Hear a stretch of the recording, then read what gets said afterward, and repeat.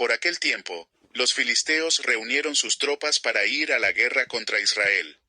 Por lo tanto, Aquis dijo a David: «Quiero que sepas que tú y tus hombres saldrán conmigo a la guerra». «Está bien», respondió David. «Ya verá usted de lo que es capaz este siervo suyo». «Si es así», añadió Aquis, «de ahora en adelante te nombro mi guardaespaldas». Ya Samuel había muerto. Todo Israel había hecho duelo por él, y lo habían enterrado en Ramá, que era su propio pueblo. Saúl, por su parte, había expulsado del país a los médiums y a los espiritistas. Los filisteos concentraron sus fuerzas y fueron a Sunem, donde acamparon. Saúl reunió entonces a los israelitas y armaron su campamento en Gilboa. Entonces, cuando vio Saúl al ejército filisteo, le entró tal miedo que se descorazonó por completo. Por eso consultó al Señor, pero él no le respondió ni en sueños, ni por el Urim, ni por los profetas. Por eso Saúl ordenó a sus oficiales: «Búsquenme a una médium, para que yo vaya a consultarla». «Pues hay una en Endor», respondieron. Saúl se disfrazó con otra ropa, y acompañado de 2 hombres, se fue de noche a ver a la médium. «Quiero que evoques a un espíritu», pidió Saúl. «Haz que se me aparezca el que yo te diga».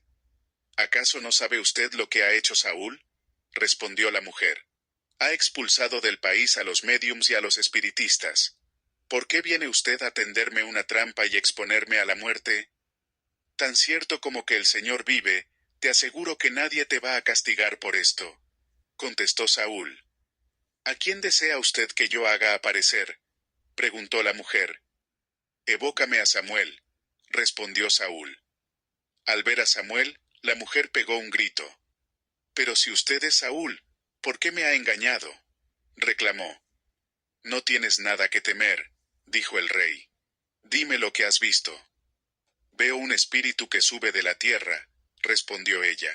«¿Y qué aspecto tiene?». «El de un anciano que sube envuelto en un manto».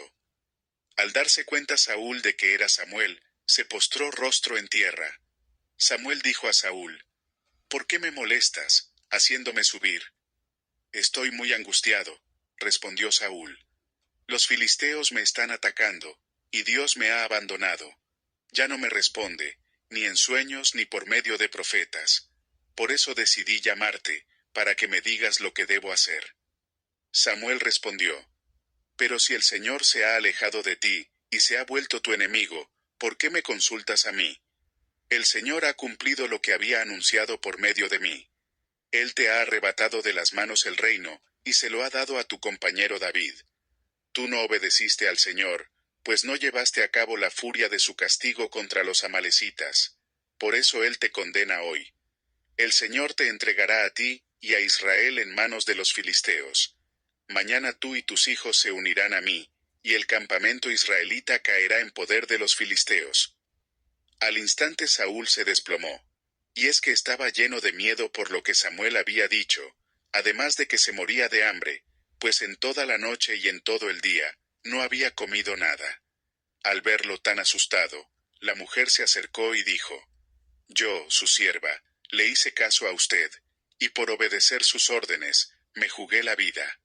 Ahora yo le pido que me haga caso a mí.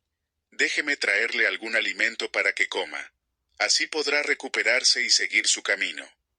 Pero Saúl se negó a comer. Sin embargo, sus oficiales insistieron al igual que la mujer, y por fin consintió.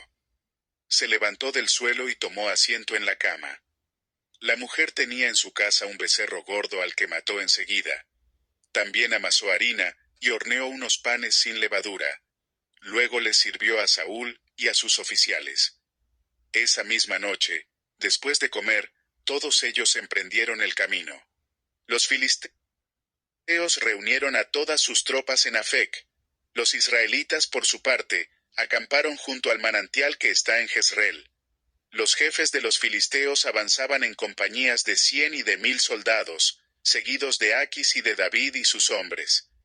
«¿Y estos hebreos, qué hacen aquí?», preguntaron los comandantes filisteos. Aquis respondió: «¿No se dan cuenta de que este es David, quien antes estuvo al servicio de Saúl, rey de Israel? Hace ya más de un año que está conmigo. y desde el primer día que se unió a nosotros, no he visto nada que me haga desconfiar de él. Pero los comandantes filisteos, enojados con Aquis, le exigieron: despídelo, que regrese al lugar que le diste. No dejes que nos acompañe en la batalla, no sea que en medio del combate se vuelva contra nosotros. ¿Qué mejor manera tendría de reconciliarse con su señor, que llevándole las cabezas de estos soldados? ¿Acaso no es este el David por quien danzaban, y en sus cantos decían: Saúl mató a sus 1000, pero David, a sus 10,000? Ante esto, Aquis llamó a David y dijo: tan cierto como que el Señor vive, tú eres un hombre honrado, y me gustaría que me acompañaras en esta campaña. Desde el día en que llegaste, no he visto nada que me haga desconfiar de ti. Pero los jefes filisteos te miran con recelo. Así que, con mis mejores deseos, vuélvete a tu casa, y no hagas nada que les desagrade. ¿Pero qué es lo que he hecho?, reclamó David. ¿Qué falla ha visto usted en este servidor suyo desde el día en que entré a su servicio hasta hoy? ¿Por qué no me permiten luchar contra los enemigos de mi señor el rey? Ya lo sé, respondió Aquis. Para mí tú eres como un ángel de Dios. Sin embargo, los comandantes filisteos han decidido que no vayas con nosotros a la batalla. Por lo tanto, levántense mañana temprano, tú y los siervos de tu señor que vinieron contigo, y váyanse con la primera luz del día. Así que al día siguiente David y sus hombres se levantaron temprano para regresar al país filisteo. Por su parte, los filisteos avanzaron hacia Jezreel. Al tercer día David y sus hombres llegaron a Siclag, pero se encontraron con que los amalecitas habían invadido la región del Negev, y que, luego de atacar e incendiar a Siclag, habían tomado cautivos a las mujeres y a todos los que estaban allí, desde el más grande hasta el más pequeño. Sin embargo, no habían matado a nadie. Cuando David y sus hombres llegaron, encontraron que la ciudad había sido quemada, y que sus esposas, hijos e hijas habían sido llevados cautivos. David y los que estaban con él se pusieron a llorar y a gritar hasta quedarse sin fuerzas. También habían caído prisioneras 2 esposas de David, la jezreelita Ahinoam y Abigail, la viuda de Nabal de Carmel. David se angustió, pues la tropa hablaba de apedrearlo, y es que todos se sentían amargados por la pérdida de sus hijos e hijas. Pero cobró ánimo, y puso su confianza en el Señor su Dios. Entonces dijo al sacerdote Abiatar, hijo de Ahimelech: tráeme el efod. Tan pronto como Abiatar se lo trajo, David consultó al Señor: ¿debo perseguir a esa banda de saqueadores? ¿Los voy a alcanzar? Persíguelos, respondió el Señor. Vas a alcanzarlos y rescatarás a los cautivos. David partió con sus 600 hombres hasta llegar al arroyo de Besor. Allí se quedaron rezagados 200 hombres que estaban demasiado cansados para cruzar el arroyo.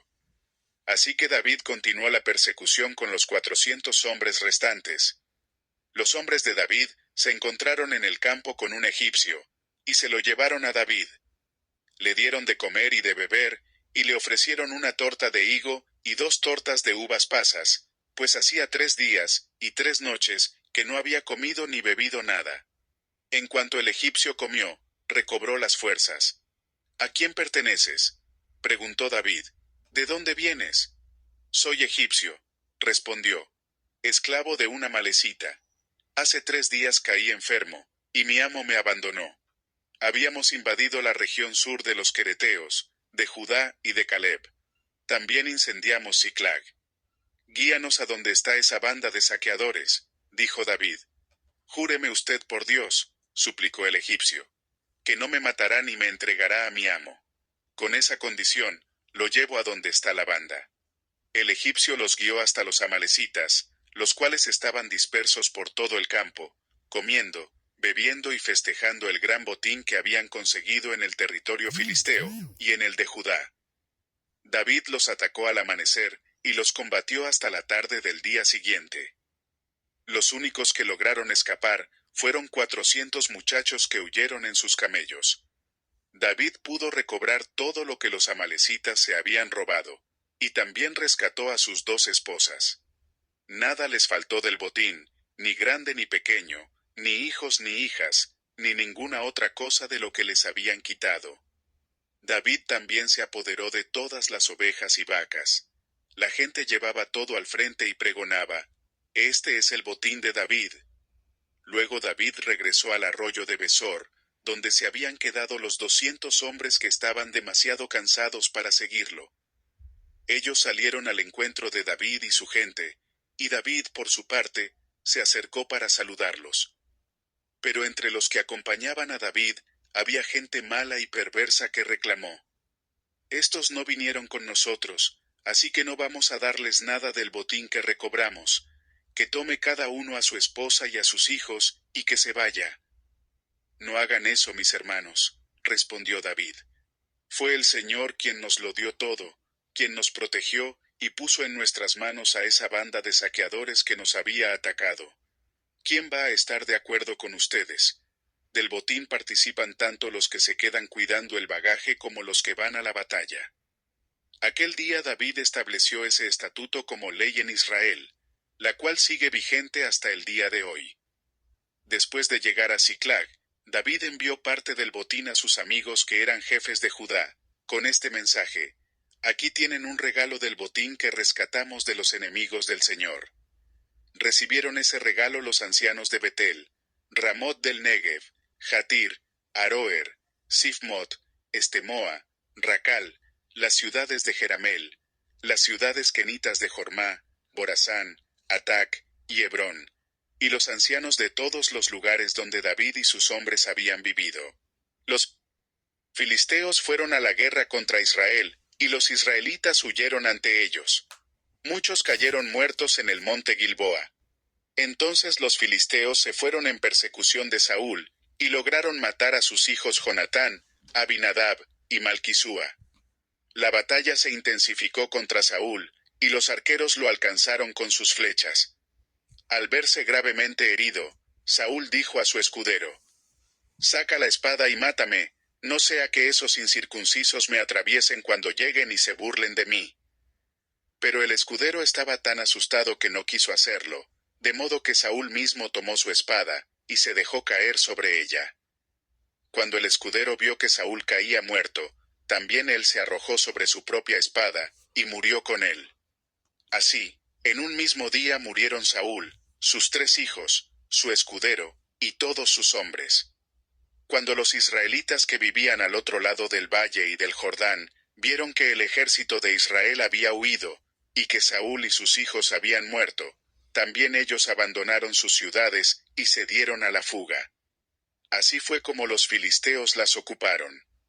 Al otro día, cuando los filisteos llegaron para despojar a los cadáveres, encontraron muertos a Saúl y a sus 3 hijos en el monte Gilboa. Entonces lo decapitaron, le quitaron las armas, y enviaron mensajeros por todo el país filisteo, para que proclamaran la noticia en el templo de sus ídolos, y ante todo el pueblo. Después colocaron sus armas en el templo de la diosa Astarte, y su cadáver lo colgaron en el muro de Betseán. Cuando los habitantes de Jabes de Galaad se enteraron de lo que habían hecho los filisteos con Saúl, los más valientes de ellos caminaron toda la noche hacia Betseán, tomaron los cuerpos de Saúl y de sus hijos, y luego de bajarlos del muro, regresaron a Jabes. Allí los incineraron, y luego tomaron los huesos, y los enterraron a la sombra del tamarisco de Jabes. Después de eso guardaron 7 días de ayuno.